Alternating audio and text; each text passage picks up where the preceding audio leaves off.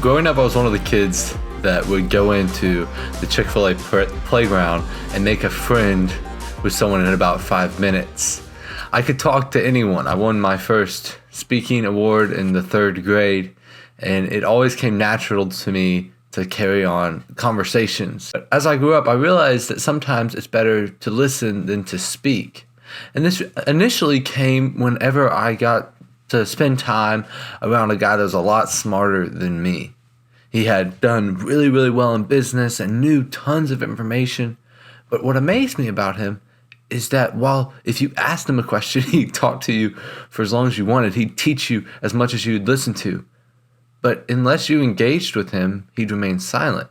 And what he taught me is that even though he wanted to talk, he told me you don't learn when you're speaking. You can teach others, you can help others, you can build relationships, but you don't learn when you're speaking. You learn by listening to others, even other people that can't teach you anything or that you're smarter than. But when you're listening to them, you can learn about what they do, what I want to do like them, what I don't want to do like them. And this really changed my perspective on speaking all the time. In fact, someone once told me that we have 2 ears and 1 mouth, so we should listen twice as much as we speak. And today, as we read through the book of Proverbs, I kind of wanted to look at multiple verses from across the book that encourage us to remain silent in order to gain wisdom or to remain wise. The first is one of my favorite proverbs, and that is Proverbs 17:28. Even fools are thought wise when they are silent. When their mouths are shut, they seem intelligent. Another is Proverbs 29:11. Fools vent their anger, but the wise quietly hold it back. Another one that's really good is Proverbs 9:8, which says, anyone who rebukes a mocker will get insulted in return. Anyone who corrects the wicked will get hurt. So don't bother correcting mockers, they will only hurt you. But correct the wise, and they will love you. See, what I'm learning at this stage of my life is to listen better. And another thing that comes with listening is it actually gives you control of the conversation. If you can learn how to ask good questions and then shut your mouth and actually listen to the answer, you can really drive a conversation to where you want to go. For instance, one of my favorite questions to ask is, what's the greatest thing that's ever happened to you? I ask this question because it's really simple to transition from there to the gospel. They'll answer with the greatest thing that has ever happened to them. Normally it puts them into a good mood. And then I can say something like, the greatest thing that ever happened to me is how I learned how to spend forever in heaven with Jesus after I die.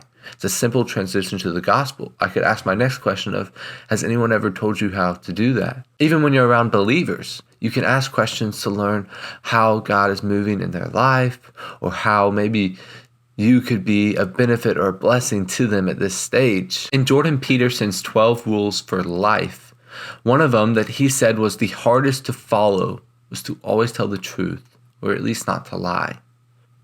See, in here, in the book of Proverbs, I think it's teaching us that if we don't have anything nice to say, we shouldn't say anything at all. But furthermore, if we don't have anything that's true to say, we shouldn't say anything at all. For instance, I think a lot of times we will compliment people with lies just to make them feel better about themselves, when biblically that's a very, very poor approach to make.